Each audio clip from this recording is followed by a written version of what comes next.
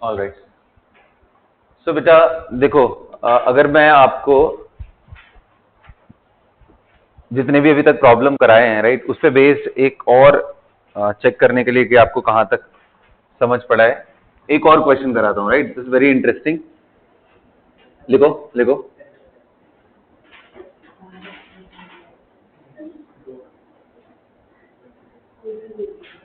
लिखो, if all the oxygen, right it down, if all the oxygen if all the oxygen is from if all the oxygen from 22 grams of CO2, if all the oxygen from 22 grams of CO2, 48 grams of O3 and 27 grams of H2O, if all the oxygen from 22 grams of CO2, 48 grams of O3, 27 grams of H2O are used to form O2 molecules, क्या बनाने के लिए use किया गया है? Then find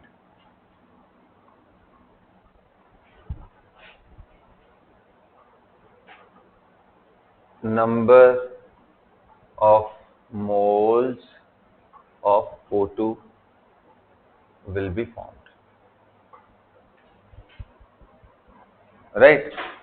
Second लिखो, number of molecules of O2.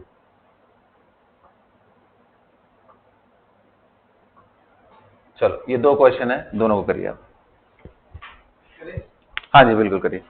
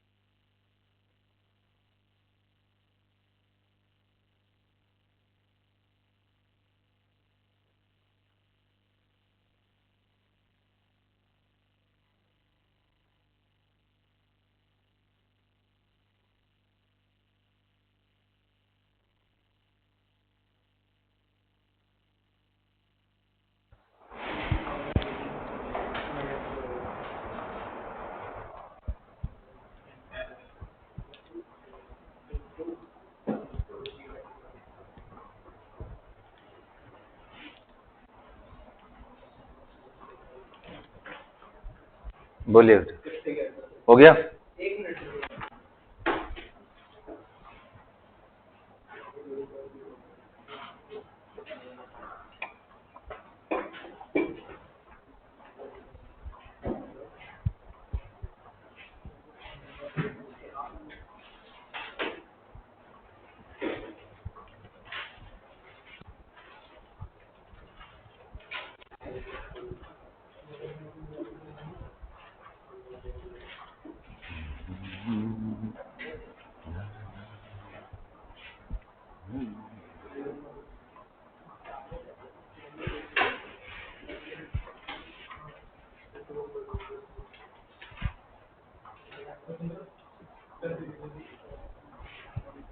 चले बेटा, बस हो गया।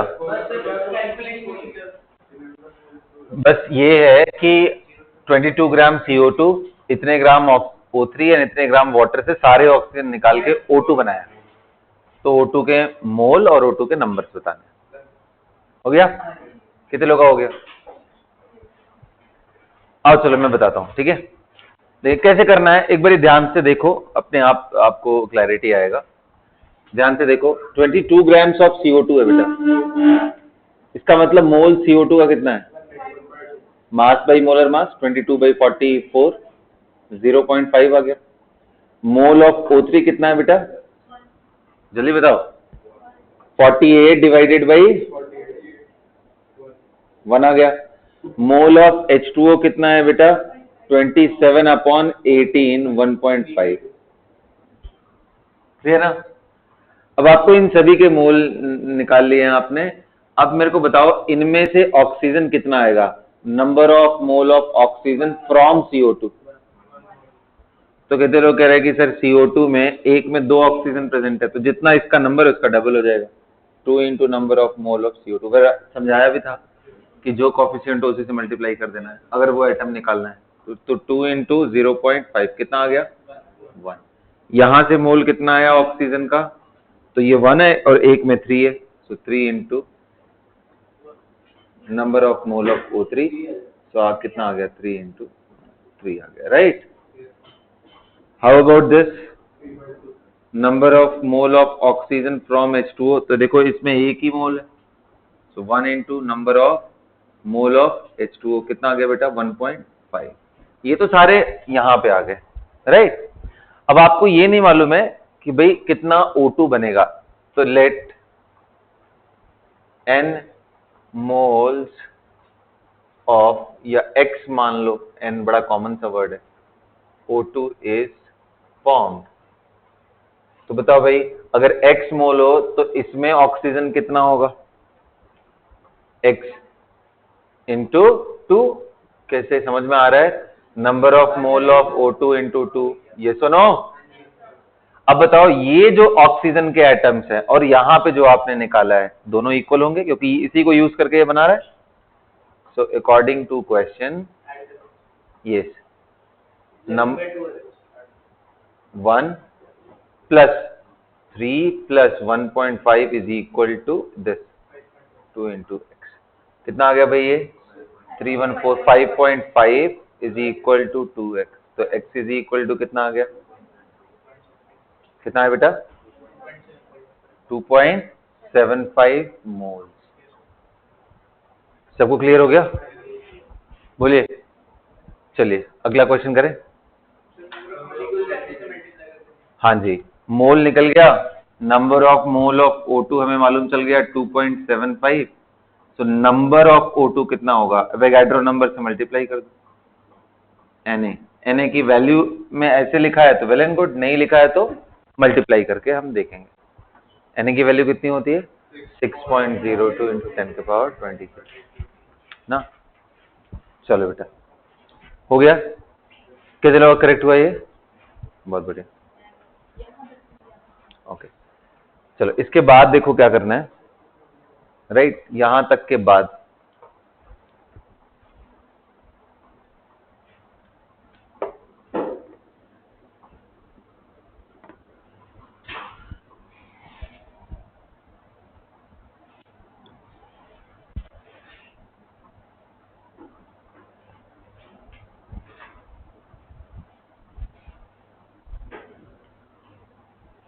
लिखो,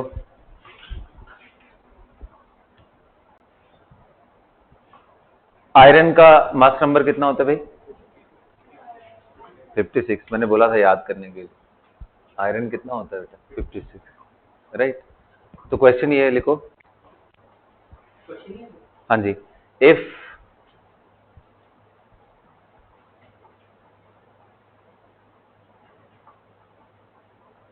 %56 ऑफ, मेरे को ये बताओ,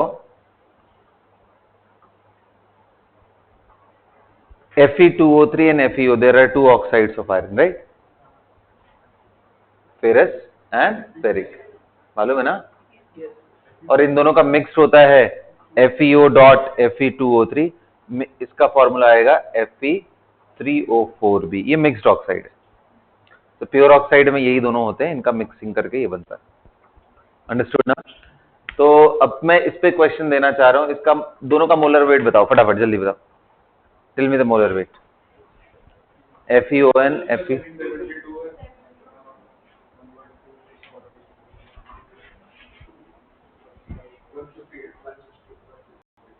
168 है,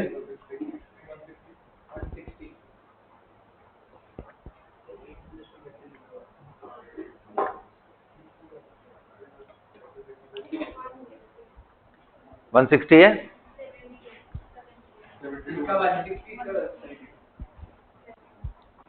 लिखिए तो क्वेश्चन लिखिए।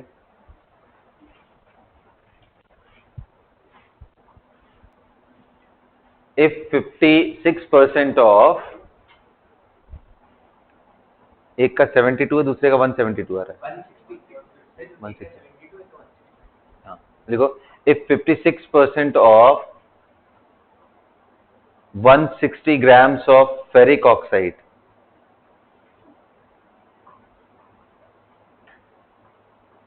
is used to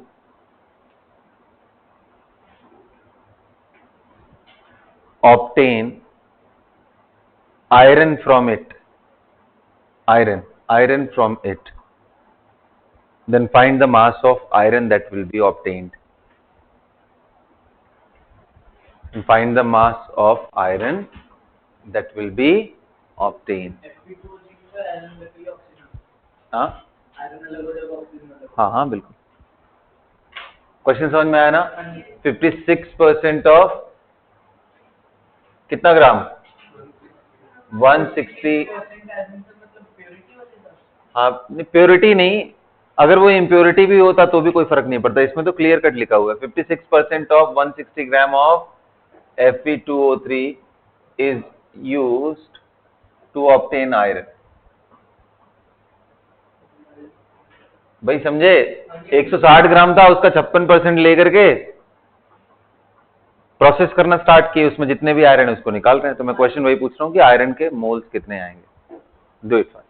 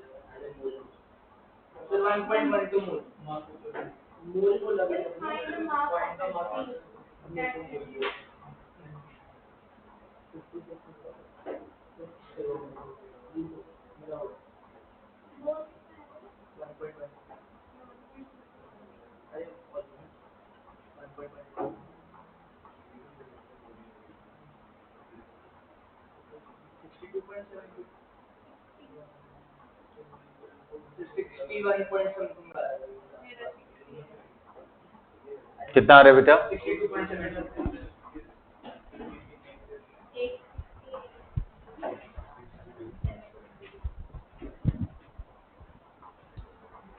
चले, क्या है डिस्कशन? आइए,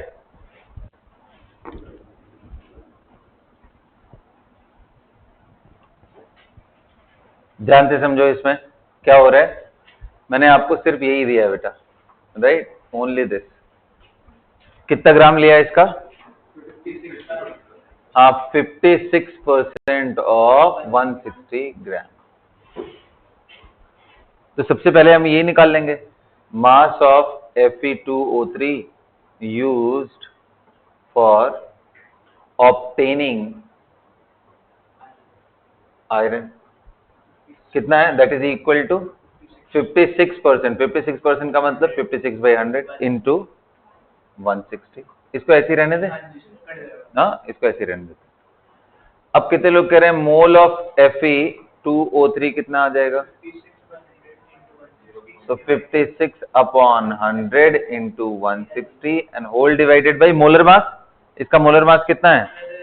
160। गया ये? कितना आ गया?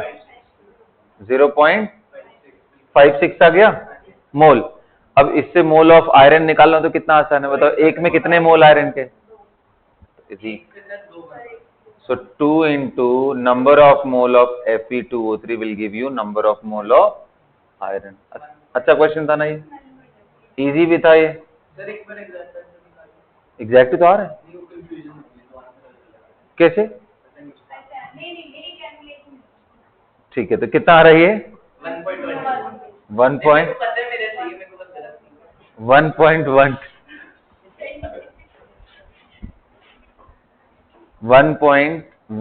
Is the right answer. Clear है ना सबको? चलो ठीक है, तो भाई अब देखो रिएक्शन बेस्ड प्रॉब्लम काफी हद तक कर चुके हैं। कुछ रिएक्शंस में बता दे रहा हूँ ना, कई बारी वैसे ही क्वेश्चन बहुत बारी पूछता है, तो देखते हैं आ जाओ कौन से ऐसे रिएक्शंस हैं जो बहुत कॉमनली यूज होते हैं, तो वो आप ध्यान रखोगे तो इजी रहेगा आपके लिए।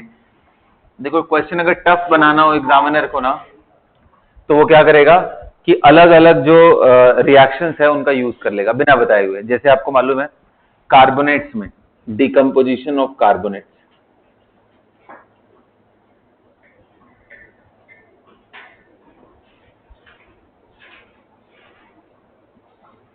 Carbonates and bicarbonates. हाँ काइंड ऑफ आप लिख सकते हो ये, क्योंकि ये पार्ट है इसका, आता ही है बार बार। सो बेटा ध्यान से देखो, अगर आप लिथियम कार्बोनेट ले लो, lithium carbonate, sodium carbonate, potassium carbonate, rubidium carbonate,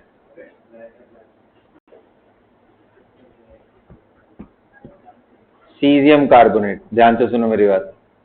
तो अगर आप इसको हीट करते हो ना, ये सब सॉलिड होता है, और सॉलिड फॉर्म में इनमें सिर्फ और सिर्फ पूरे एल्कली मेटल के कार्बोनेट में सिर्फ और सिर्फ लिथियम डिकम्पोज होके ऑक्साइड बनाता है एंड CO2 इवॉल्व करता है, बाकी कुछ नहीं करते हैं हीटिंग करने। हाँ ऑफ कोर्स मैं हीटिंग इतना ज्यादा भी नहीं कर रहा हूं कि मेल्ट हो जाए, मेल्टिंग से पहले का हीटिंग है। इसीलिए बोलते हैं ना कि कौन से कार्बोनेट स्टेबल है, तो आंसर है एल्कली मेटल के कार्बोनेट स्टेबल होते हैं लिथियम कार्बोनेट को छोड़ करके। Which carbonate is stable? The carbonates of alkali metal are stable except lithium.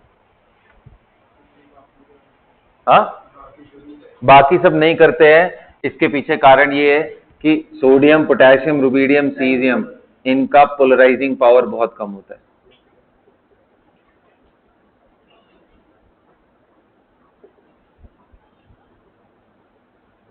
Very less PP, polarising power बहुत कम है इनका। Got it? अंडरस्टूड? चलिए वेरी लेस पीपी। आगे देखिए आप, Na plus K plus RB plus C H plus have very less PP. अब मैं बात करूंगा भाई कि मैग्नीशियम वाले का स्टेटस क्या है, बेरिलियम से लेकर के मैग्नीशियम। तो बेटा ध्यान रखना, beryllium carbonate, magnesium carbonate, calcium,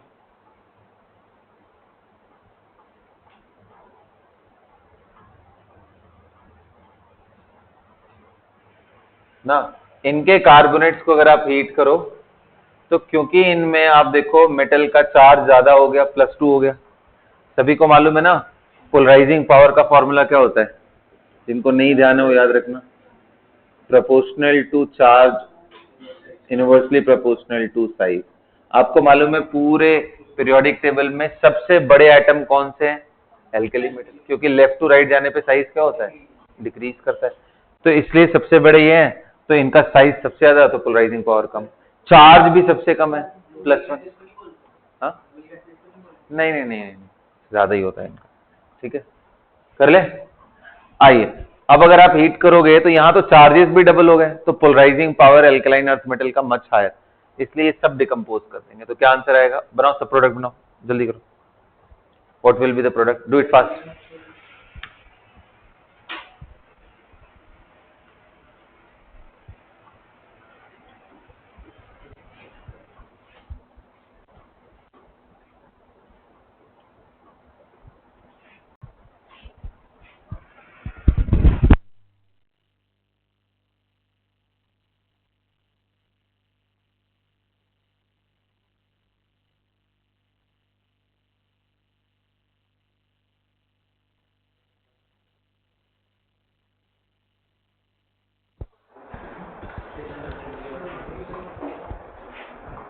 हो गया? नोट कर लिया सबने? तो इसके अंदर अगर आप ध्यान से देखो तो ये क्या आएगा? हाँ जी बिल्कुल, बेरिलियम ऑक्साइड प्लस क्या आएगा बेटा? ठीक है, मैग्नीशियम का plus CO2, calcium oxide plus strontium oxide plus barium oxide plus, ठीक है। अब मेरी बात ध्यान से सुनो। अब मान लो इसी पे इतने ही पॉइंट पे क्वेश्चन फ्रेम करना हो, right? How can I frame, बस मैं आउटलाइन बता रहा हूं, क्वेश्चन नहीं जाएंगे अंदर, वो आपको मिलेगा एग्जाम में डायरेक्टली हैंडल करना। मान लो आपको दे दिया कि there is a mixture of this and calcium carbonate, मान लो ये दोनों का मिक्सचर ले लिया, 1 ग्राम मिक्सचर ले लिया, और बोला कि इसको हीट करने पे जो CO2 मिल रहा है उसका वॉल्यूम एट NTP आपको दिया हुआ है। हीट करने से जो भी CO2 निकल के आ रहा है उसका वॉल्यूम NTP पे दिया हुआ है। क्या इतने इंफॉर्मेशन से आप बता सकते हो कि इस 1 ग्राम मिक्सचर में ये कितना ग्राम था, ये कितना ग्राम था? लगाओ दिमाग। तो सर एक को मास अगर करना है तो एक्चुअली देखो 1 - 6 हाँ सर आ गया। Na2CO3 तो करेगा नहीं सर डिकम्पोज, तो जितना भी CO2 है वो CaCO3 से निकला है। अरे बस समझ में। तो तरीका करेक्ट तरीका क्या है कि भाई जब आप इसको गर्म कर रहे हो तो ये तो किसी काम का नहीं है, इससे तो CO2 नहीं मिलने वाला। CO2 किससे मिलेगा? सिर्फ CaCO, यानी ये रिएक्शन से मिलेगा। तो जो भी CO2 का वॉल्यूम दिया है NTP पे, क्या उससे मोल नहीं निकाल लोगे? अभी तो हमने सीखा था कल, mole of gas is equal to volume of the gas at NTP divided by 22.4। इससे डिवाइड करोगे इसके मोल से, क्या इसका मोल नहीं निकल जाएगा रिएक्शन? अगर ये दोनों का मोल आपको मालूम चल गया, इसका मोल मालूम चल गया, तो इसका मास निकाल लो। टोटल मास में से ये मास हटा दो तो आपको क्या मालूम चल जाएगा? Na2CO3 का मास कितना। इतना सिंपल। तो ऐसे क्वेश्चन बड़े इंटरेस्टिंग तरीके से पूछे जाते हैं, इसको दिमाग लगा करके आपको आंसर करना है। आ रहा है बात समझ में? ठीक है। मान लो दोनों डिकम्पोज कर रहे होते तो तब थोड़ा सा क्रिटिकल हो जाता। थोड़ा सा क्रिटिकल होने का, जैसे मान लो ये दोनों मिक्सचर ले लिया, ये दोनों मिक्सचर ले लिया होता, लिथियम एंड कैल्शियम, फिर क्या करना पड़ता? फिर आपको कैल्शियम एंड लिथियम दोनों का कितना है सम है? 1 ग्राम।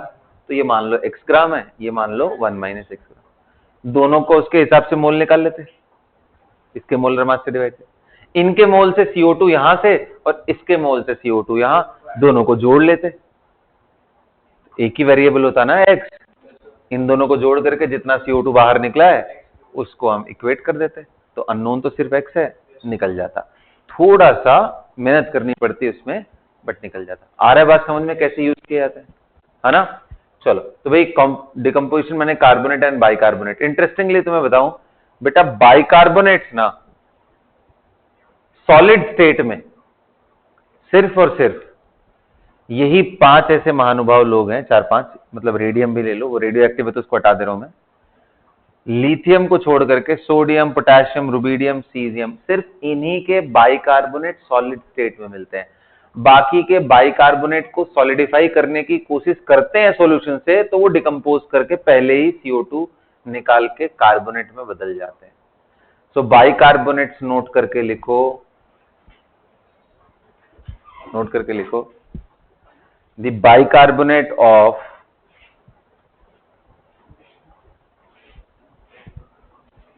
sodium, potassium, rubidium and cesium, the bicarbonates of sodium, potassium, rubidium and cesium can be extracted in solid state, can be extracted in solid state. The bicarbonates of sodium, potassium, rubidium and cesium can be extracted in solid state. Rest of the bicarbonates,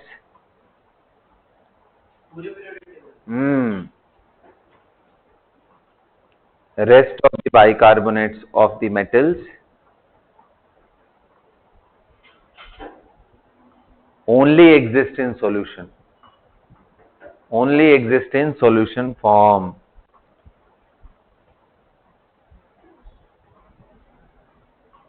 And they decompose very easily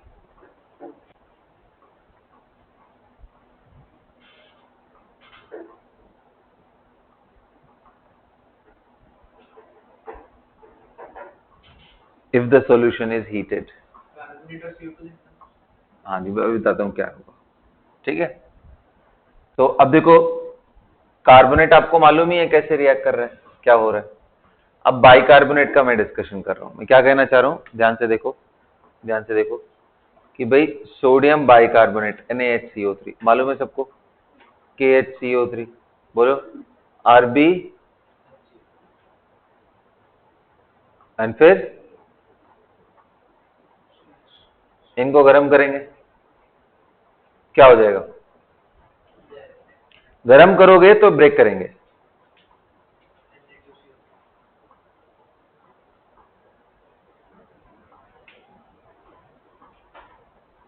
मतलब ऐसे लिखना नहीं चाहिए, basically इनको लिख सकते हो, ये तो हमारा K2CO3 होगा, ये क्या होगा RB2। अब बैलेंस करने के लिए समझ रहे हो ना तुम लोग क्या करोगे, यहाँ 2 लगा देना।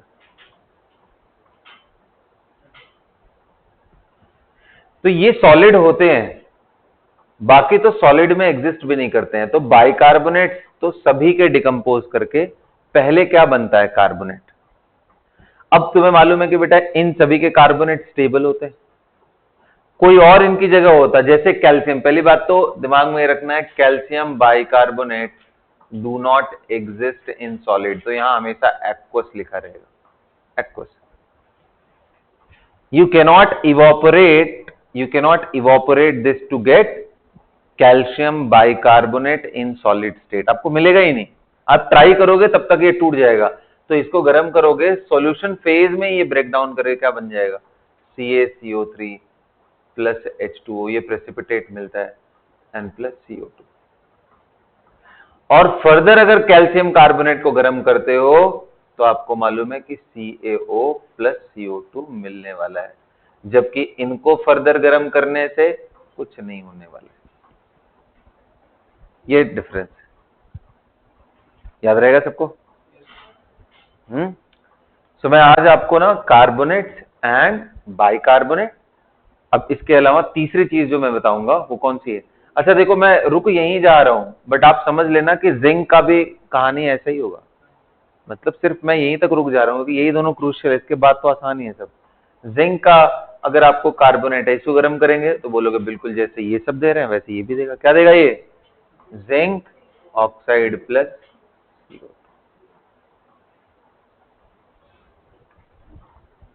बोलो भाई, क्लियर है, कोई तकलीफ। चलो, तो बस इनको ध्यान में रखना है आपको। अगला लिखो,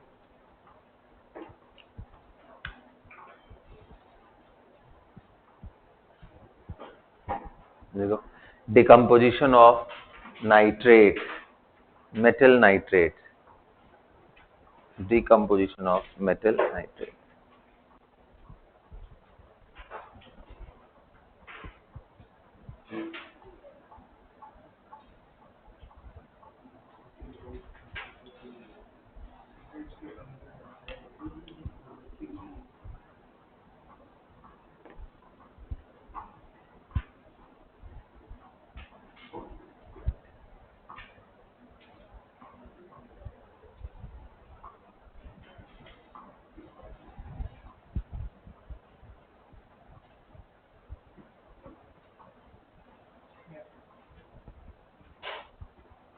metal nitrate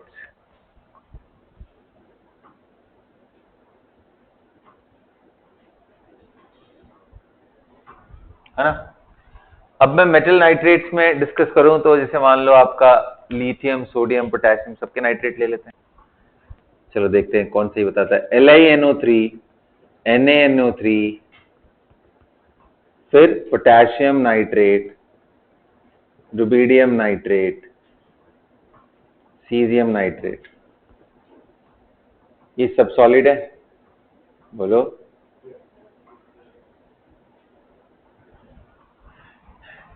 Indian salt Peter किसको बोलते हैं? Which is Indian salt Peter, which is Chile salt Peter in this? Chelate नहीं, चिले। बिल्कुल सही, बिल्कुल सही। कभी नहीं सुना ये नाम तुम लोगों ने? इंडियन सॉल्ट पीटर, अरे इनके ओर्स के नाम है भाई, इंडियन सॉल्ट पीटर। ट्राई करो, सर्च करो, इंडियन सॉल्ट पीटर।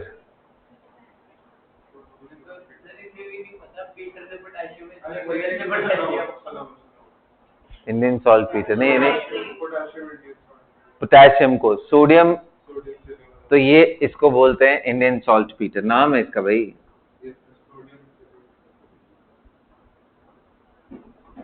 PETER है इंडियन सॉल्ट पीटर, और ये चिले। स्पेलिंग बताना। सॉल्ट पीटर एक ही वर्ड,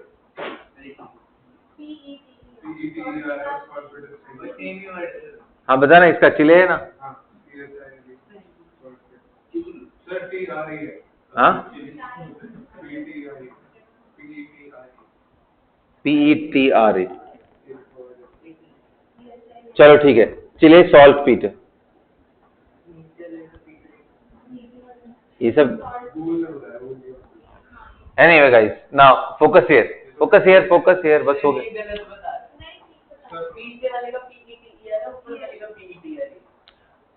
अच्छा ठीक है, चलो कोई बात नहीं, अभी फिलहाल ऐसे ही रखो, ऐसे ही रखो, देखेंगे। इंडियन सॉल्ट पीटर, चिले सॉल्ट पीटर। अब पीटर की स्पेलिंग देख लेना तुम लोग, ठीक है?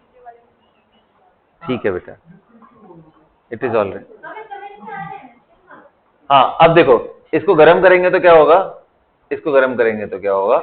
इसको याद करो, कार्बोनेट के केस में क्या हुआ था? कार्बोनेट के केस में हमारा लिथियम से अलग प्रोडक्ट मिल रहा था, बाकी तो डिकम्पोज ही नहीं करेगा। यहां अगर हम गर्म करें इसको, तो यहां पे भी ऑक्साइड मिलेगा, बिल्कुल वैसे ही जैसे हमारा कार्बोनेट के केस में था, NO2 आएगा, एंड साथ में एक नया प्रोडक्ट आता है O2। ध्यान रखना बेटा, आपको दोनों के बारे में मालूम है, दोनों ही कैसी गैसेस हैं, पैरामैग्नेटिक।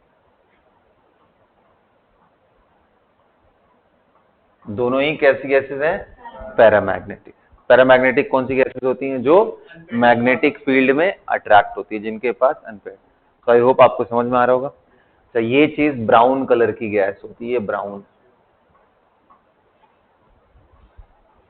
ब्राउन कलर्ड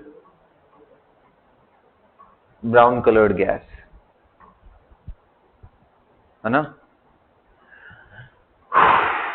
इसको गर्म करेंगे तो क्या होता है? ये टूटता है NaNO2 ऑक्सीजन, ये टूटता है KNO2। तो डिफरेंस दिखाना, बोलो भाई। ये ऑक्साइड में डायरेक्टली नहीं टूट रहा है, बल्कि क्या हो रहा है?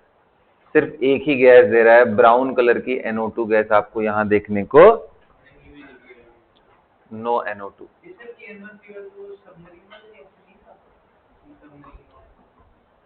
ये नहीं था, वो सुपर ऑक्साइड था, KO2। कुछ भी जोड़ दे रहे हो तो, है ना। इनको गर्म करने पे ऑक्सीजन मिलते हैं, अंडरस्टूड ना। तो अब आप समझ में आ रहा है ना कि सीधा ऑक्साइड बन रहा है। देखो हमेशा ना सोडियम से लेकर के सीजियम तक का जो सॉल्ट होगा, बाकियों से अलग तरह का रिएक्शन शो करेगा। मैं आपको कैटेगरी बी के दिखा रहा हूं, जैसे लिथियम वाला आपने देखा, LiNO3 गर्म करने पे क्या बना रहा है? ऑक्साइड, प्लस क्या दे रहा है? NO2, प्लस क्या दे रहा है? O2। O2 तो सब में आता है, ऑक्सीजन मिलेगा ही। ठीक इसी तरीके से बेटा मैग्नीशियम ले लो, मैग्नीशियम नाइट्रेट को गर्म करो, सो MgO NO2O2। भाई मैंने बैलेंस नहीं किया है, ठीक है। इसी तरीके से और आगे चले जाएं, जिंक नाइट्रेट को गर्म करो, क्या मिलेगा? Zinc oxide plus NO2 plus O2।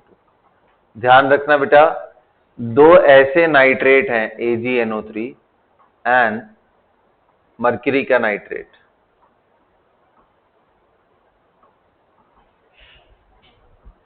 इनको गर्म करने पे इंटरेस्टिंग चीज देखने को मिलता है कि पहले बनता तो ये है, कोई डाउट ही नहीं है, बट इनके ऑक्साइड भी अनस्टेबल होते हैं, तो ये फ्री सिल्वर दे देता है।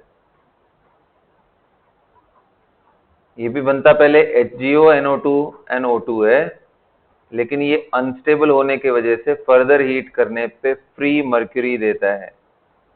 तो पूरे पीरियोडिक टेबल में ऐसे अगर आपको थोड़ा बहुत इलेक्ट्रोकेमिकल सीरीज का सेंस हो, तो हाइड्रोजन के नीचे कॉपर यहां तक छोड़ दो, उसके नीचे सिल्वर,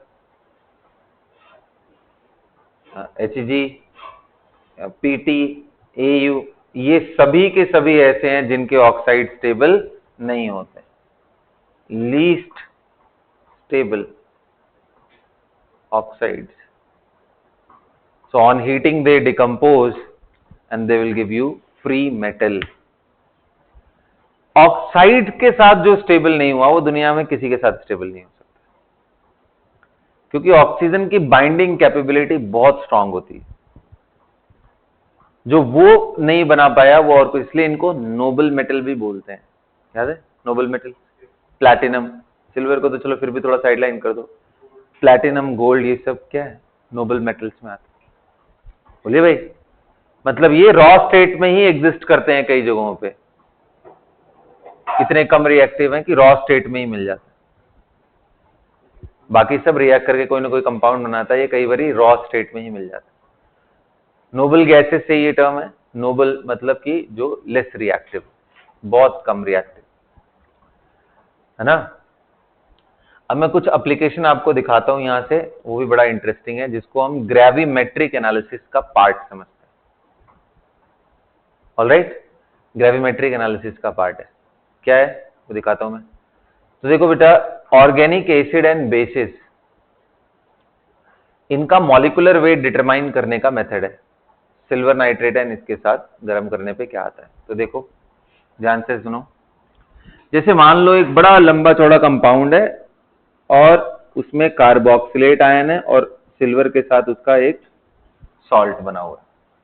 अब हो सकता था कि ये डाइबेसिक एसिड हो जाए। भाई डाइबेसिक एसिड के एग्जांपल अगर मैं आपको दूं तो H2SO4, जिसमें दो OH प्रेजेंट है, ये डाइबेसिक एसिड। मोनोबेसिक एसिड का एग्जांपल कौन सा है? HCl HBr। ऑर्गेनिक एसिड में बात करोगे तो COOH, अगर एक ही COOH है तो मोनोबेसिक, मल्टीपल COOH है तो मल्टीपल बेसिसिटी आ जाएगी। सो बेटा इस सॉल्ट का आपको बता देगा कि भाई मान लो ये कुछ 10 ग्राम सॉल्ट लिया और स्ट्रांगली गर्म किया, स्ट्रॉन्ग हीटिंग पे सब कुछ उड़ जाएगा, सिर्फ बचेगा क्या? सिल्वर रेसिड्यू बचता है। रेसिड्यू वर्ड कब बोलते हैं? जब बहुत स्ट्रांग हीटिंग के बाद कोई चीज बची रह जाए, जिसको राख बोलते हैं हम लोग, तो ये वो रेसिड्यू, रेसिड्यू मीन्स राख, याद रखना। सो कोई भी चीज बहुत स्ट्रांगली हीट करने पे बच जाए। ये silver and gold and platinum, ये मर्क्यूरी, ये ऐसे कुछ मेटल्स हैं। मर्क्यूरी फिर भी थोड़ा बहुत अवॉइड करने की कोशिश करते हैं, क्योंकि मर्क्यूरी बहुत डेंजरस होता है, हाईली पॉइजनस है हमारे लिए ना। सिल्वर गोल्ड चल जाएगा, प्लैटिनम चल जाएगा, बट मर्क्यूरी पॉइजनिंग से डेथ हो सकती है, ठीक है, इतना डेंजरस होता है। ओके, सो मर्क्यूरी को थोड़ा मतलब इतना फ्रीक्वेंटली यूज नहीं करते हैं, खासकर किसमें? हाँ तो वो तो पूरा इनक्लोज्ड होता है ना, उसमें क्यों टेंशन? तो डेंजरस है भाई, और कोई उसके जैसा नहीं है ना उस फॉर्म में। आज धीरे धीरे चीजें चेंज हो रही है ना, अब तो डिजिटल वाले भी आ रहे हैं, तो क्यों टेंशन? ठीक है, be careful, mercury is very dangerous, poisonous होता है। हाँ जी, अब सुनो मेरी बात, ध्यान से सुनो, डिवेट नहीं होना टॉपिक से। गर्म होने के बाद ये सिर्फ mercury sorry silver as a residue देगा। मर्क्यूरी का कोई सॉल्ट है तो वो सिर्फ मर्क्यूरी देगा। प्लैटिनम का कोई सॉल्ट, एक कंपाउंड है प्लैटिनम का बहुत यूज होता है, जिसका नाम है platinic chloroplatinic acid. Anyone remembers the formula? हाँ, PtCl6, बताओ भाई। H2PtCl6, क्लोरोप्लैटिनिक एसिड, नाम लिख लो।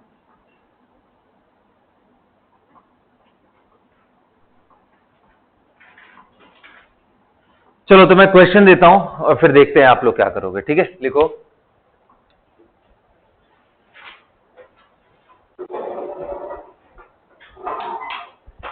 लिखो।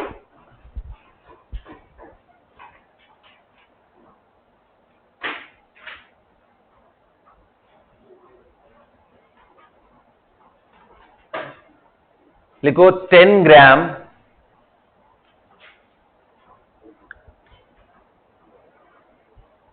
silver salt of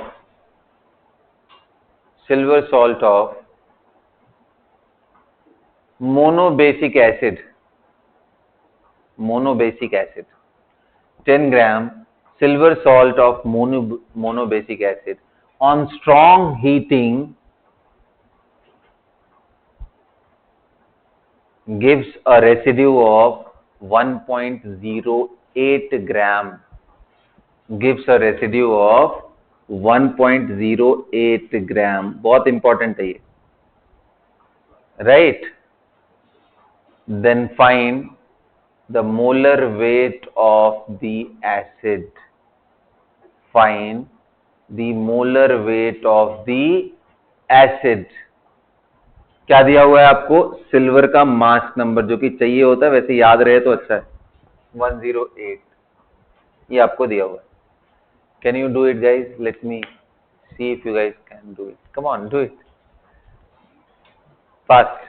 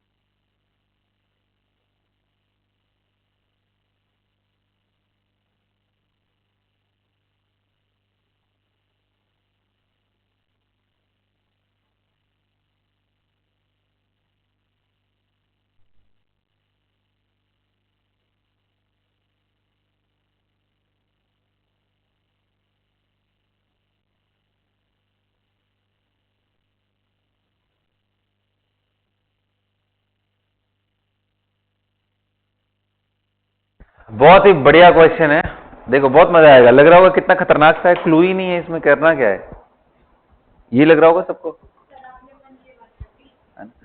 नहीं? हाँ बेटा, 892 विल चेक, अभी चेक करते हैं। ओके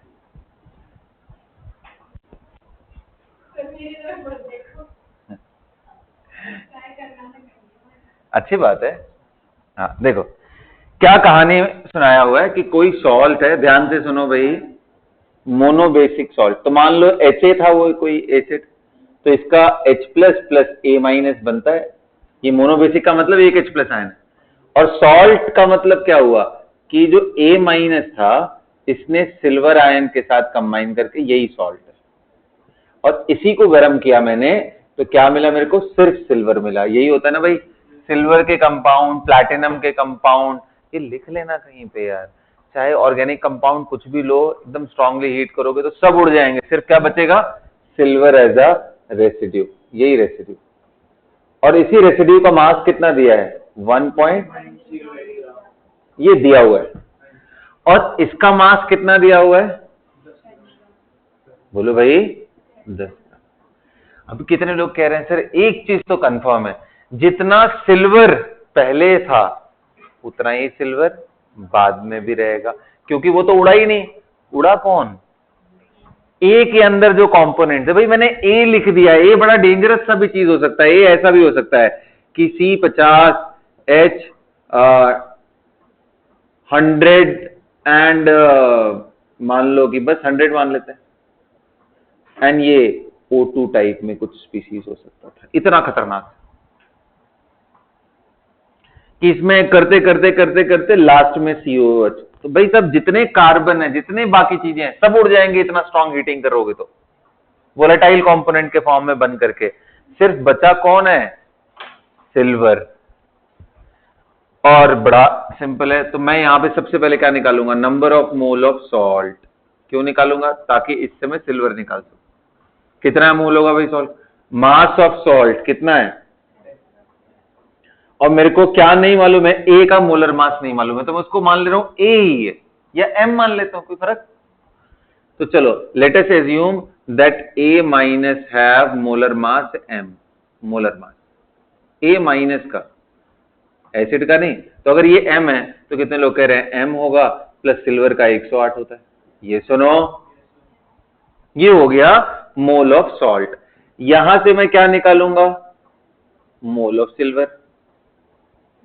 Ag इन सॉल्ट कितना है? तो भाई इस सॉल्ट में कितना सिल्वर है? एक ही है ना, तो क्या मैं ऐसा लिख सकता हूं? Number of mole of silver in the salt is equal to 1 into number of mole of salt. और सॉल्ट था क्या? AgA, तो मैं उसको वैसे लिख देता हूं AgA के फॉर्म में।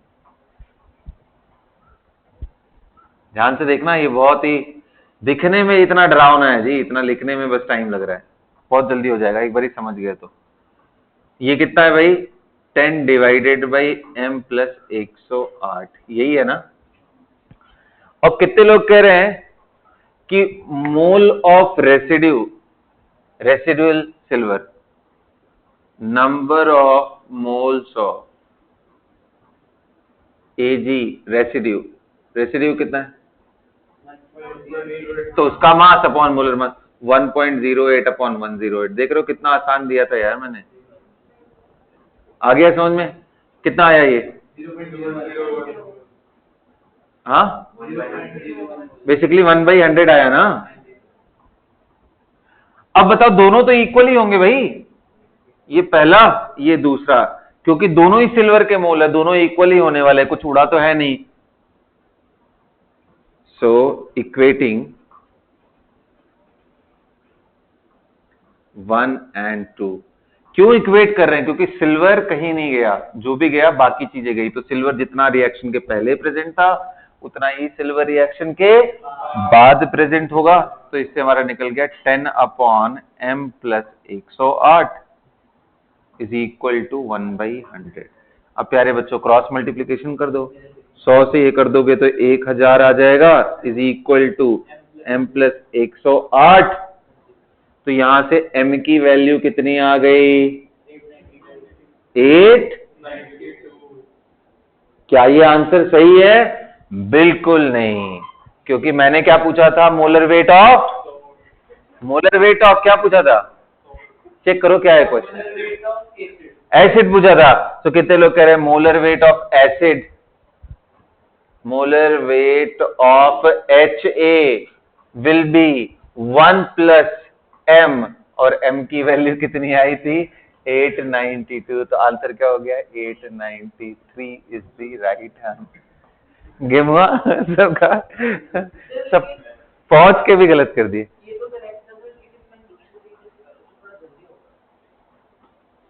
क्या किया बेटा तुमने, बता? सर मैंने Ag के मोल्स निकाल लिए पहले। हाँ। वो तो स्क्रीन सेम है ना। फिर मैंने कहा कि उसके मैंने क्या किया, जैसे आपने m प्लस 108 करा ना, मैंने उसके मोल्स गिवन वेट पर मोलर मास कर दिया, और 10 माइनस 1.08 उससे भी सेम आंसर। क्या 10 माइनस 1.08? 10 माइनस 1 मतलब तुमने उसमें से सिल्वर निकाल दिया बेटा। तो वो बचा अपना 8.92 नहीं तो वो तो मास आया ना, into 100 कर दिया ना, m equals given weight by molar mass। तो molar mass is number of moles एक से निकाल दिए और मोलर मास मैंने गिवन वेट ले लिया 10 माइनस 1.08 तो 100 से मल्टीप्लाई करके नहीं तो 100 से क्यों मल्टीप्लाई करते हो? सर मोल था उसमें जो मतलब कि उसका उल्टा कर दिया। ऑर्गेनिक का उसका इधर का मतलब कि जो नंबर ऑफ मतलब मास जो है फिर given mass by molar mass is equal to number of moles by eighty ऐसे कर दिया। हाँ कोई बात नहीं है, कोई दिक्कत नहीं, जो भी कर रहे हो कोई बात नहीं। समझ में आया भाई ये क्लियरली सबको? नोट कर लेना, ये मेथड इंपॉर्टेंट है क्योंकि डाई बेसिक ट्राई बेसिक करेगा तो गेम हो जाएगा फिर तुम्हारा। कुछ होगा नहीं, बस वही है, जितने एच है उन्हीं का ऐड होना है बस, और तो कोई फर्क नहीं पड़ेगा। Excuse me sir. हाँ बोलो सानवी। सर समझ नहीं आया। क्या नहीं समझ आया तुमको, ये बताओ। मैं ये रिएक्शन समझ आया या ये नहीं आया? ये तो समझ आया। अब मेरे एक बात बताओ, मैंने बोला 10 ग्राम लिया है सॉल्ट का, उसको हीट करने के बाद इतना रेसिड्यू मिला, तो क्या मैं मोल ऑफ सिल्वर निकाल सकता हूं यहां से? वो कितना होगा 1/100? अरे 1.08 अपॉन 108, ये तो क्लियर है यहां तक? यस। अच्छा, इसके बाद फिर मैंने बोला कि भाई जो सिल्वर यहां पे मिल रहा है मेरे को वो कहां से आ रहा है? यहां से आ रहा है, तो दोनों इक्वल होंगे, तो बस इसका मोल मैंने निकाला। इसका मोल निकालते समय मैंने A माइनस का मोलर वेट M एज्यूम कर लिया, तो बस 10 is the mass and M plus 108 is the molar mass of this. इससे मेरा मोल आ गया सॉल्ट का, लेकिन उस सॉल्ट में सिल्वर कितना है? तो क्योंकि फॉर्मूला देखो ऐसा है जिसमें इसका कोफिशिएंट 1 है, तो इसलिए उतना ही मोल ये भी होगा। अब इन दोनों को बस मैंने इक्वेट कर दिया कि भाई दोनों इक्वल होंगे, अननोन एक ही है बस M, वहां से M निकल के आ गया आंसर हमारा। लेकिन जो M आया वो हमारा आंसर नहीं है, क्योंकि मैंने पूछा है एसिड का मोलर वेट बताओ और A माइनस का आपने मोलर वेट बताया है M, तो M plus 1 will give you HA। Understood? अभी आया या नहीं आया? सर M+1 वाला बात नहीं। वही तो समझा रहा हूं बाबा। ये अच्छा ये बताओ, ये M किसका मोलर मास था, एसिड का या नेगेटिव आयन का? तो मैंने पूछा किसका, नेगेटिव का पूछा है या मैंने एसिड का पूछा है? बोल। तो अब देखो, अगर मैं ये बोलूं कि HCl है हमारे पास, राइट, इसके दो पार्ट है, H प्लस है एंड Cl माइनस है। अगर इसका मोलर मास आपको मालूम है 35.5, तो क्या एसिड का मोलर मास ये नहीं दिख रहा है कि 35.5 प्लस 1 कर लेंगे? Yes sir. तो बस वही चीज तो किया है, और क्या किया है भाई। तो बेसिकली कितने H प्लस आयन है उतना मेरे को ऐड करना पड़ेगा उसमें। सर मतलब मोनोबेसिक की जगह अगर ये डाइबेसिक होता तो फिर? तो डाई बेसिक होता तो ये H2A हो जाता, फिर ये बन जाता है 2H plus ion plus A minus 2, फिर जो सिल्वर का सॉल्ट होता वो बन जाता Ag plus and A minus 2 मिल करके क्या बन जाता है, ये क्रॉस मल्टीप्लाई करो क्या बन जाता, Ag2A बन जाता ना।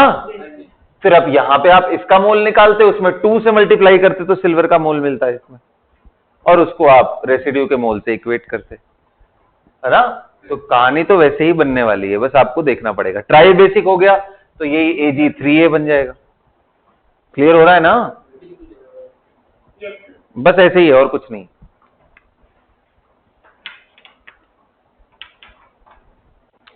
चलो इसको बस अच्छे से एक्सप्लेन करके नोट कर लेना, बाकी क्वेश्चन की प्रैक्टिस करोगे तो खुद ही दिमाग खुलेगा तुम लोग का, ठीक है। और एक दूं क्या इसमें? हाँ एक दो, अब इस बार चेंज कर दूंगा, प्लैटिनिक एसिड वाला कर दूंगा, H2PtCl6 वाला एग्जाम्पल। इसमें देखो दो है, हाँ ये डाई बेसिक एसिड खुद है अपने आप में। तो ये देखो सिल्वर यूज होता है किसके लिए? To determine the molecular weight of acid. ये किसके लिए यूज होता है? To determine the molecular weight of bases. ठीक है, फर्क है दोनों में। तो खैर कहानी बस एक ही जैसा है, मिटा दो इसको, ठीक है। इसको छोड़ देता हूं तुम्हारे अंडरस्टैंडिंग पे, खुद समझ जाओ तो अच्छी बात है, नहीं तो आराम से धीरे धीरे समझ में आएगा ही। चलो, so we are done with the reaction based problem. अब मैं इसके आगे बढ़ना चाह रहा हूं, और वो पोर्शन क्या है बेटा? लिमिटिंग रिएजेंट का। हेडिंग डालो सब लोग, कौन सी? नहीं, उसी का पार्ट है ये। हेडिंग डालो लिमिटिंग रिएजेंट।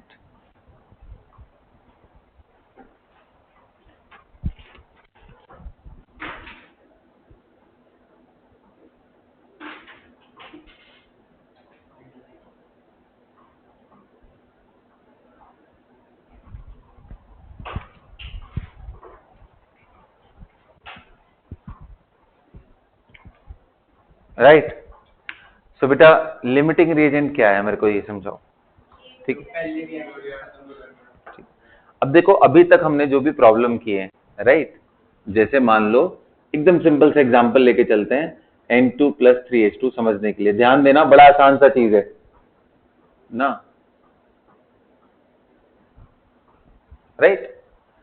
अब आप ऐसे मान लो कि मैं आपसे पूछूं कि बेटा अगर 1 मोल नाइट्रोजन आपको दिया है तो उससे कितने मोल हाइड्रोजन की जरूरत पड़ेगी?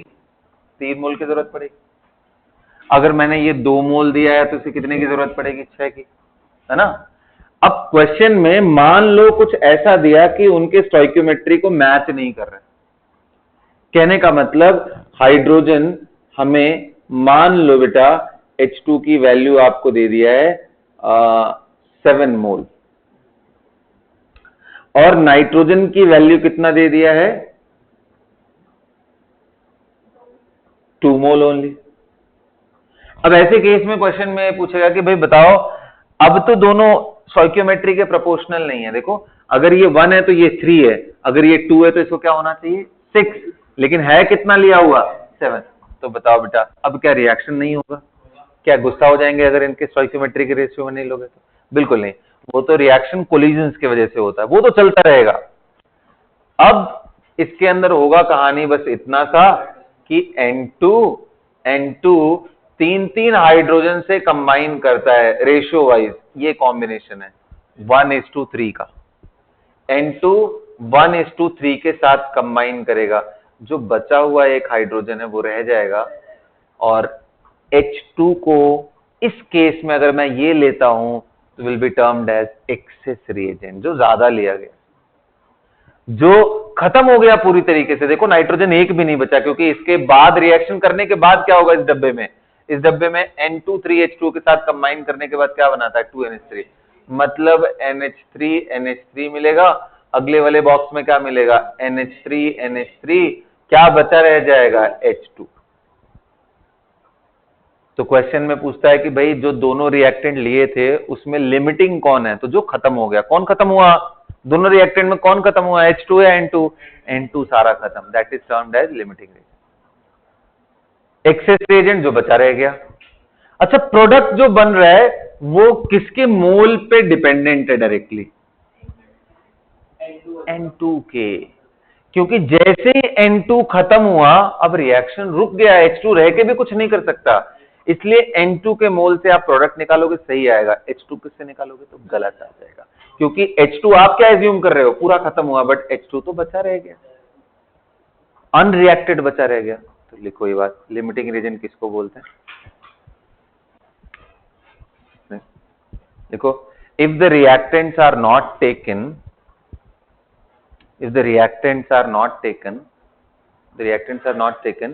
in the stoichiometric ratio, if the reactants are not taken in stoichiometric ratio,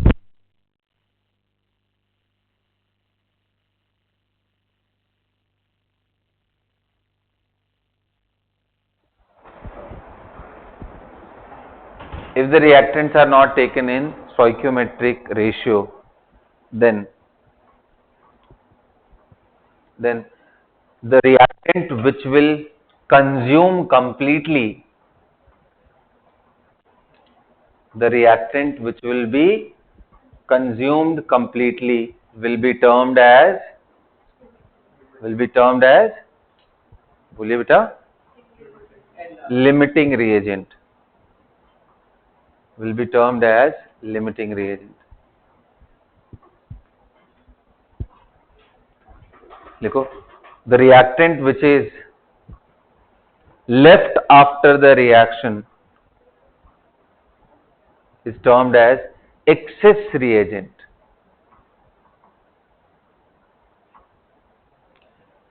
the reactant which is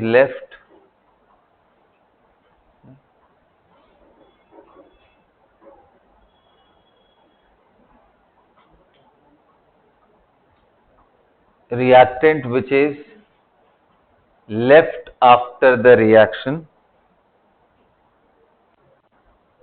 is termed as excess reagent. Next point लिखो, वेरी वेरी इंपॉर्टेंट। क्या है इंपॉर्टेंट पॉइंट? क्या है? The amount of product is decided by limiting reagent only. The amount of product is decided by limiting reagent only. Limiting reagent only, note कर लिया? अब example में आप लिख सकते हो for the formation of ammonia. लिखो एग्जाम्पल में, लिखो example. If for the formation of ammonia 7 mole of hydrogen and 2 mole of nitrogen are taken.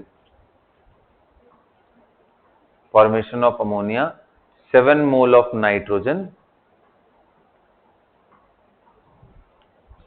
7 mole of hydrogen, 7 mole of hydrogen and 2 mole of nitrogen are taken.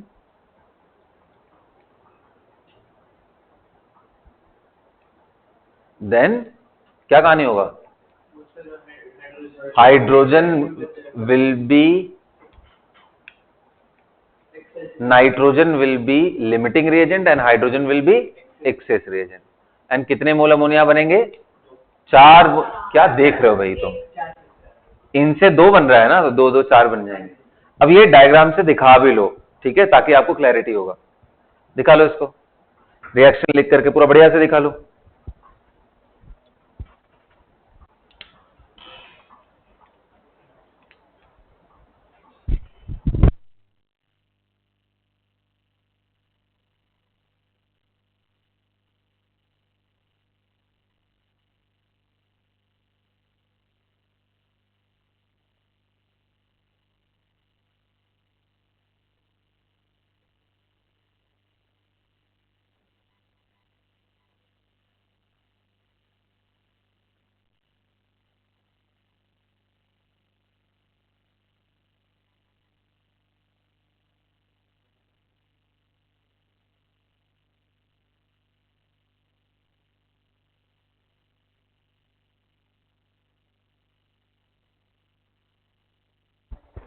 हो गया भाई? Note कर लिया सब कहानी यहाँ पे, लिमिटिंग रिएजेंट। अब मैं क्वेश्चन देता हूं, चेक करते हैं तुम लोग क्या सोच करके कैसे सॉल्व करते हो। लिखो तो, लिखो for a balanced hypothetical reaction, for a balanced hypothetical reaction 2A plus 3B forming C plus 4D. For a balanced hypothetical reaction 2A plus 3B forming C plus 4D. If the reaction is initiated with, if the reaction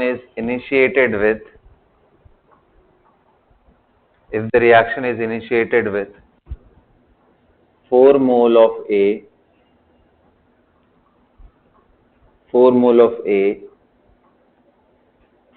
and 7 moles of B, then find, सबसे पहला limiting reagent कौन है, which is limiting reagent. Second, moles of C and D form. Third क्या बताना है? moles of excess reagent left.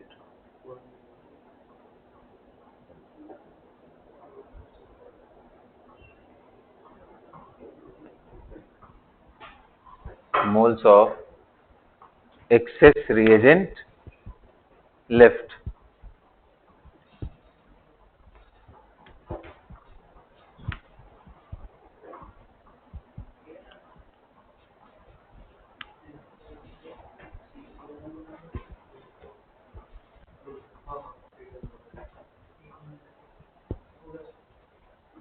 ठीक है, बहुत ही आसान क्वेश्चन है बेटा, ध्यान से सुनोगे एकदम आराम से हो जाएगा।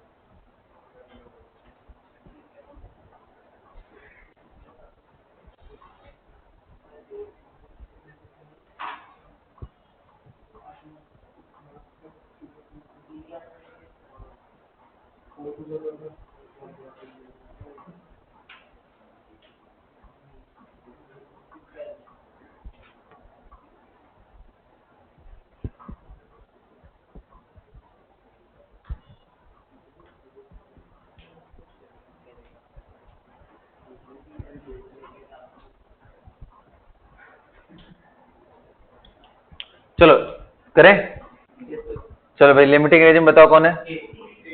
ए। कितने लोग का है आंसर? ए। बढ़िया। Moles of C and D form C2 है एंड D 2 8 है। चलो moles of excess reagent left B कितना है? ठीक है, करें आप इसको, करें बेटा।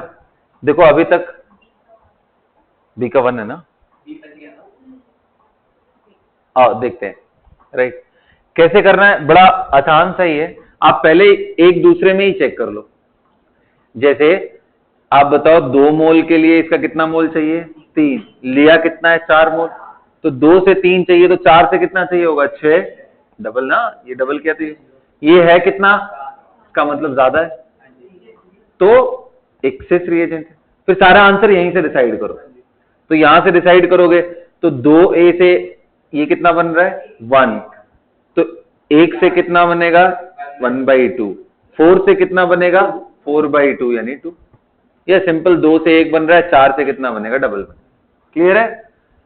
यहीं पे देखो 2 से ये 4 बन रहा है, यानी 1 से ये 2 बनेगा, यानी 4 से ये 8 बनेगा। हो गया? एक लाइन का क्वेश्चन है। Moles of excess reagent left भाई 2 से 3, 4 से 6 चाहिए, 6 खत्म हो जाएगा, बच कितना जाएगा? 1, क्योंकि लिया आपने 7। It is that. एक और तरीका बताता हूं, ये तो ऐसे आप कर ही सकते हो, ये कोई बहुत बड़ी चीज नहीं है, बड़ा आसान सा है। एक और तरीका समझाता हूं जिससे हम लोग मैथमेटिकल तरीके से एक लाइन में सारा आंसर कर देंगे। ठीक है, अब थोड़ा समझोगे तो बहुत इजी रहेगा, क्योंकि यही तरीका हम लोग केमिकल एंड आयनिक इक्विलिब्रियम में यूज कर रहे होंगे, जो अब मैं आपको बताने जा रहा हूं। वरना ये प्रॉब्लम तो आप बहुत सारे तरीके से सॉल्व कर सकते हो। मिटा दूं ये? हाँ, देखते हैं इस मेथड को आप समझोगे क्या है। देखो ऐसे है, हम सबसे पहले क्या करते हैं, x एज्यूम कर लेते हैं। ऐसा मान लेते हैं कि भाई x के टर्म में ये रिएक्शन चल रही है। तो मेरे को ये बताओ, इसका 2 मोल इसके कितने मोल से रिएक्ट कर रहे हैं? इसका कितना मोल बन रहा है? इसका, तो क्या इसका मैं लिख सकता हूं 2 मोल रिएक्ट किसके साथ करेगा? B के 3x मोल के साथ करेगा। C का कितना बनाएगा? x। अप बनने का मतलब बन रहा है, डाउन का मतलब घट रहा है, खत्म हो रहा है। D कितना बनेगा? 4x। ये कितने लोगों को बात समझ में आया अगर मैं x के टर्म में लिखूं तो? नहीं आया? फिर से समझाता हूं, ध्यान से देखो। बता, अगर इसका 2 मोल है तो इसका कितना मोल चाहिए रिएक्शन के लिए? 3 मोल। इसका अगर 4 मोल रहे तो 6 मोल चाहिए होगा। इसका अगर 3 मोल चाहिए तो उसके हिसाब से समझ में आ रहा है? देख ध्यान से, यहां पे 2 है तो ये 3 है, 2:3 का रेशियो है। तो अगर मान ले मैं इसका 2x मोल ले लूं तो इसका कितना चाहिए होगा? 3x मोल। तो मतलब जो स्टोइकियोमेट्रिक कॉफिशिएंट है सब में x से उसी से मल्टीप्लाई करके हमें देखेंगे। समझ में आया? जो कॉफिशिएंट है बस उतना x लगा दो भैया, इससे ज्यादा कुछ नहीं सोचना है। अब यहां पे रखोगे तो अपने आप सारा आंसर आ जाएगा। जैसे x की वैल्यू 1 रखो तो सारे क्या हो गए? इसका 2 मोल इसके 3 मोल से रिएक्ट करके इसका 1 इसका 4 बनाएगा। x का वैल्यू 2 रख दो तो इसका 4 मोल इसके 6 मोल के साथ रिएक्ट करके इसका 1 मोल एंड इसका 8 मोल बनाएगा। 3 रख दो तो इसका 6 मोल इसके 9 मोल के साथ रिएक्ट करके इसका 3 एंड इसका 12 मोल बनाएगा। इजी है ना? ये बहुत आसान है ऐसे करके लिखना बेटा। बस इसके बाद अब मैं अगली चीज लिख रहा हूं। लिया आपने कितना था बेटा? 4 मोल। मैं ऐसा मान रहा हूं रिएक्शन अभी खत्म नहीं हुआ, मैं कहीं बीच में ही इसको रोक रहा हूं। तो अगर ये 4 मोल था, खत्म कितना हुआ 2x। अरे ये तो रिएक्ट हो गया ना, डाउन लिखा है मतलब ये गायब हो गए। 4 लिया था, amount at any time t, किसी एक टाइम पे अगर पूछा जाए इसका अमाउंट कितना है तो बोलोगे 4 लिया था, खत्म हुआ 2x, बचा कितना फिर 4 माइनस 2x। ये बात कितने लोगों को समझ आ गई? नहीं आया समझ में? एक बात बता, तेरे पास 100 रुपए हैं, 40 में ले लूं कितने बचेंगे? वो कैसे कर रहा है? वही चीज तो कर रहा हूं। लिया इतना था, खत्म इतना हो गया, बचा कितना? ये क्या है? यहां दिमाग रखोगे तो समझ में आएगा, कहीं और सपने में चल रहा होगा दिमाग तब कभी नहीं समझ में आएगा। मैं सिंपल सी भी चीज बोलूंगा तो उड़ जाएगा दिमाग। फोकस यहां रहे। ये कितना मोल, कितना खत्म हुआ, बचा कितना? 3x है ये, 3 नहीं है वो, 3x है। x की वैल्यू जब तक नहीं बताऊं तो कैसे निकाल दोगे? x 1 हुआ तो तुम 3 निकाल के 4 बता सकते हो। ऐसे कैसे घटेगा भाई? ये वेरिएबल है, बस इतना ही रहेगा। ठीक है, मेरे को ये बता c कितना बना? बिल्कुल सही, x बना, क्योंकि c पहले कुछ थोड़ी ना लिया था। पहले अगर कुछ लिया होता स्टार्टिंग में तो दैट प्लस x बोलते। d कितना बना? 4x। तो भाई आप क्या ऐसे लिख सकते हो, number of mole of A at any general time will be 4 minus 2x। बेटा बोलो सही लिख रहा हूं? Number of mole of B at any general time, can I right 7 minus 3x?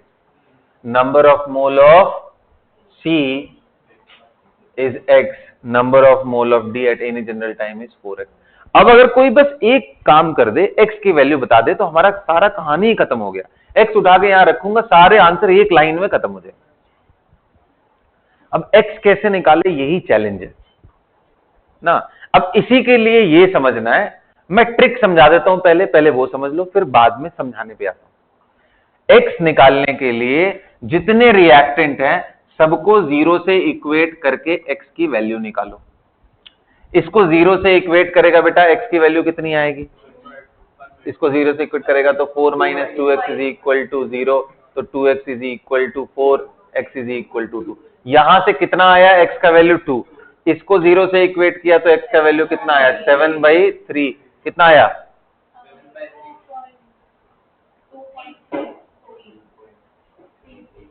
चलता रहेगा ना।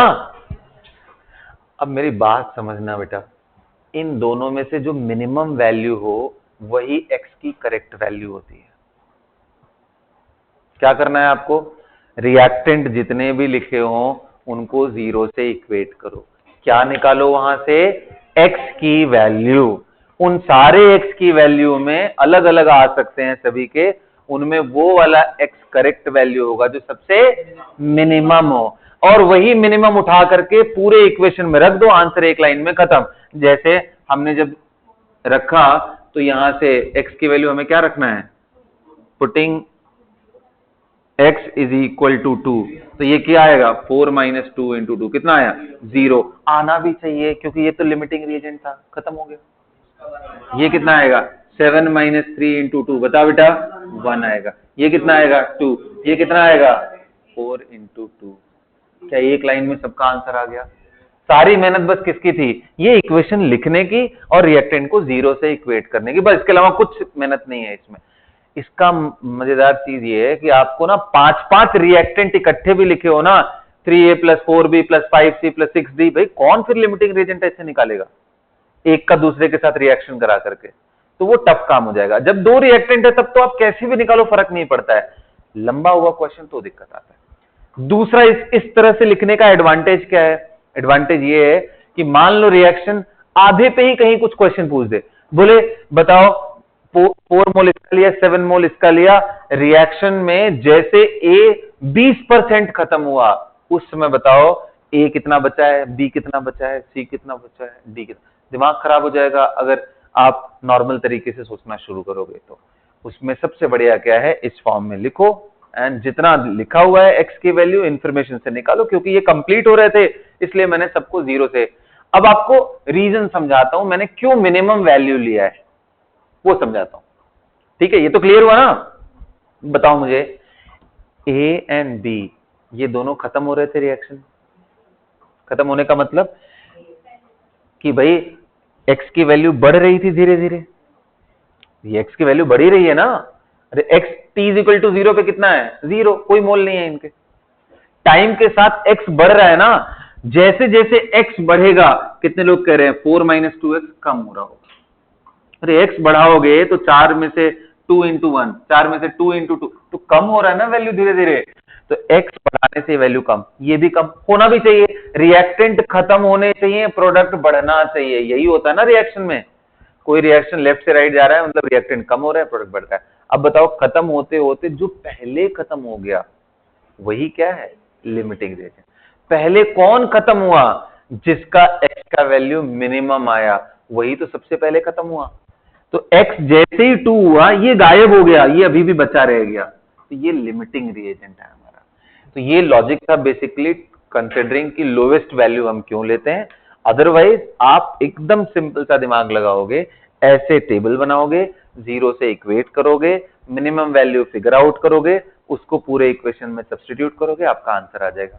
रेडी हो अगला क्वेश्चन करने के लिए? इस तरह से पहले नोट कर लो, फिर मैं अगला देता हूं। 4-4 रिएक्टेंट 5-5 करके देते हैं, 1-2 क्वेश्चन कराएंगे बस, खत्म, लिमिटिंग रिएजेंट ओवर।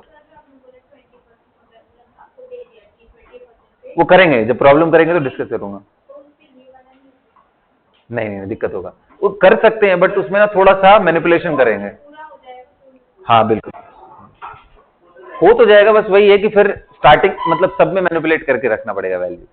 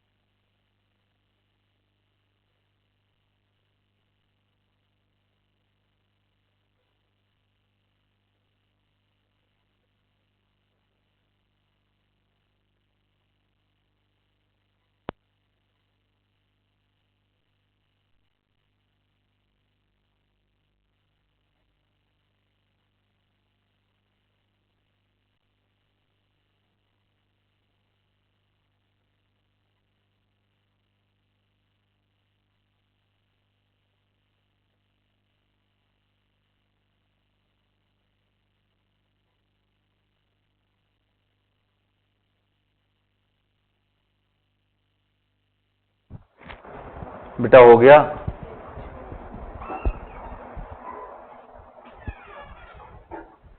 बोलिए हो गया ये?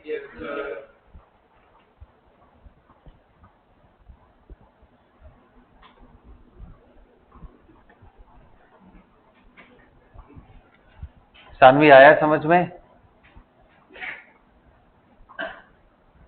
Yes sir. हाँ देखते हैं फिर, और एक क्वेश्चन करेंगे, इसमें 3-3 रिएक्टेंट ले लेंगे। लिखो, for a balanced hypothetical reaction A + 2B + 3C forming D + मान लो 5E लिख ले रहा हूं, ABCD, राइट।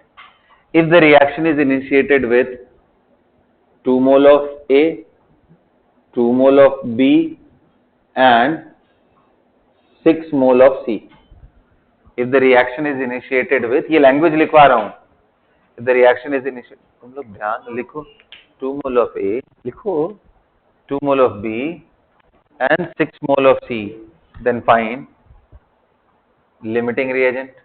सेम क्वेश्चन है, D and E formed। तीसरा क्वेश्चन क्या है? हाँ जी, amount of excess reagents left.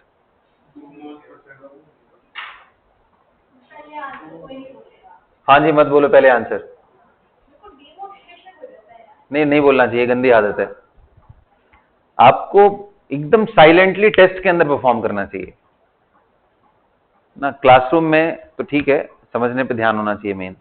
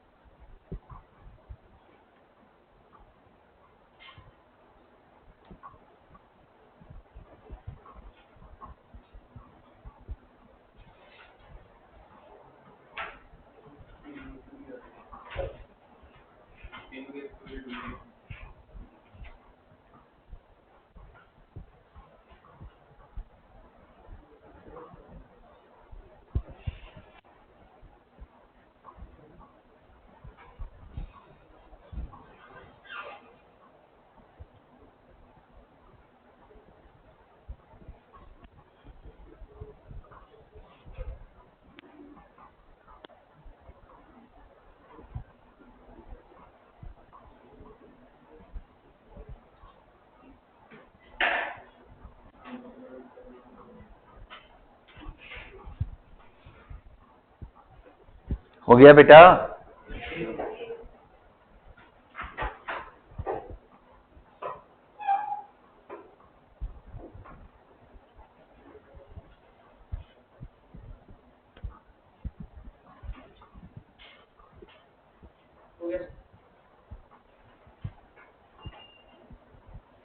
चलिए देखते हैं, सबका हो गया? फिर से देखो, बताओ इनके कोफिशिएंट से लिखना शुरू करूं। इसका x खत्म हुआ तो इसका 2x, इसका 3x खत्म होगा साइमल्टेनियसली, इसका क्या बनेगा? 5x बनेगा। बोलो भाई, ये हो गया इनका। अब amount at any time t क्या होगा? लिया कितना था? x 2 लिया था, x खत्म हुआ तो 2 माइनस x, ये कितना आया? ये कितना आया? और ये xn। अब मेरे को लिमिटिंग रीजन पता करना है, सबको 0 से इक्वेट करूं, 2 माइनस x को 0 से किया तो x की वैल्यू 2 आई। ये a, b के लिए कितना आया? 2 माइनस 2x की वैल्यू 0 किया तो x की वैल्यू कितनी आ गई? 1। c के लिए तो कितना था? 6 minus 3x is equal to 0, तो x की वैल्यू कितनी आई? 2। तो बताओ मिनिमम वैल्यू कौन सी है? तो यही सबके लिए वैलिड होगी, यही वैल्यू उठा के सब जगह रख दो। Substituting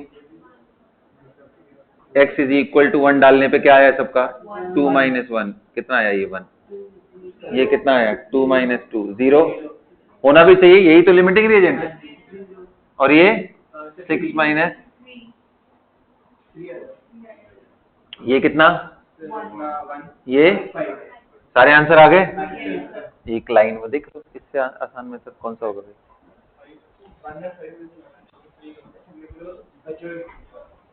DNE। सबको क्लियर है? कोई दिक्कत नहीं है ना? एक लास्ट करेंगे या बस करें? हो जाएगा ना? चलो, so that's all for the class. अगली क्लास में हम लोग देख लेंगे, कंसंट्रेशन टर्म पढ़ेंगे अगली क्लास में।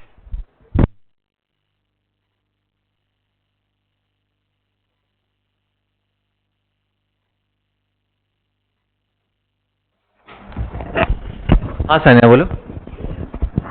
सानवी बोलो। एक रिएक्शन में एक से ज्यादा एक्सेस रिएजेंट्स। हाँ बिल्कुल, क्यों नहीं हो सकते हैं? इनफैक्ट एक से ज्यादा लिमिटिंग रिएजेंट भी हो सकते हैं। ठीक है, तो वो तो बस एक से डिसाइड करना है बेटा। ठीक है, चलो थैंक यू सर। ओके।